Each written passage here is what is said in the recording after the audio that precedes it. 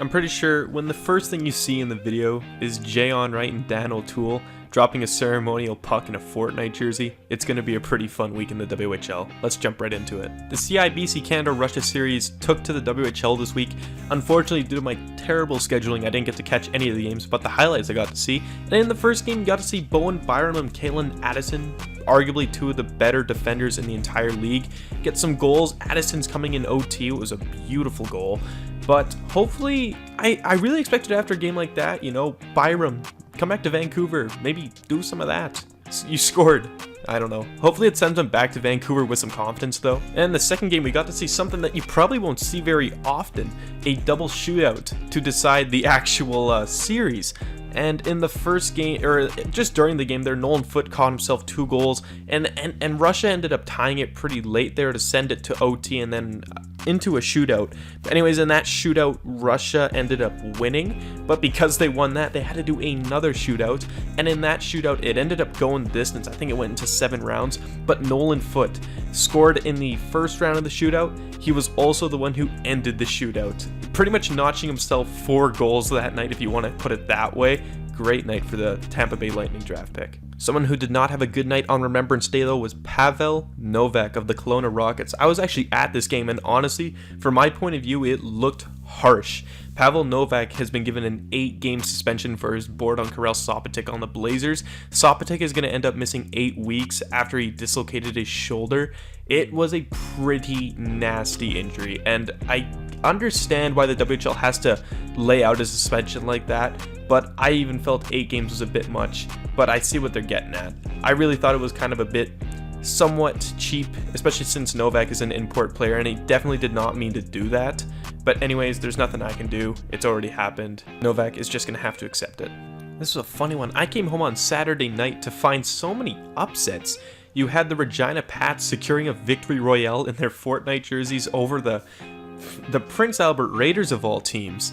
They're probably going to be blaming that one on lag, but the Regina Pats did that. And then I also saw the Broncos beat the Warriors 7-3 with all those new assets and their new overager Jackson Kaluski finding themselves a new way to beat over their division rivals. And then the Winnipeg ICE taking on the Everett Silvertips, a team they do not see too much. Anyways, they're the ones making the trip over to the US coast, and they ended up beating the Silvertips 5-4 in overtime. You could say this team may be a little bit revitalized knowing who's coming back on Sunday.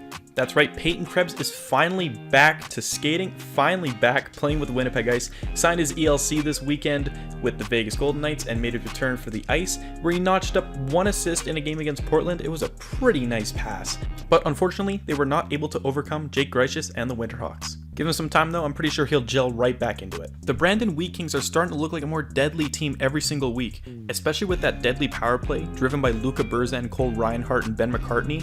They're really starting to put up a lot more goals. I'm pretty sure they got 14 this week in the 3 games they played. They ended up losing against the Red Deer Rebels, and if it weren't for Byron Fancy doing an outstanding performance, making 37 saves on 40 shots, they definitely would have won that game too.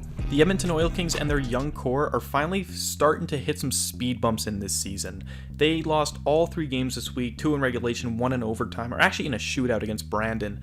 But if you also want to get really technical, when they go past 60 minutes, this team has not won a game since. They've lost 3 in OT, 2 in a shootout. Their record could easily be twice as good if they've won even just a couple of those games.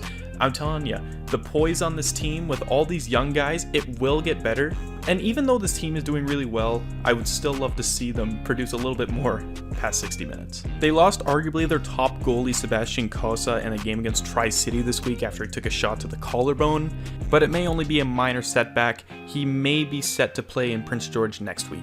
The Prince George Cougars have been loaned back Vladislav Mikolajchuk back from the VHL after a little stint he had over there. His production wasn't doing so well, so he went back to Prince George, and hopefully he can bring some offense to a team that is struggling for goals. He played in 2 games this week and they both got shut out twice, but I expect it, you know, there's gonna be some jet lag coming from Russia to Canada. It's gonna be a tough one to get back to usual. We're gonna find ourselves now with the top players this week.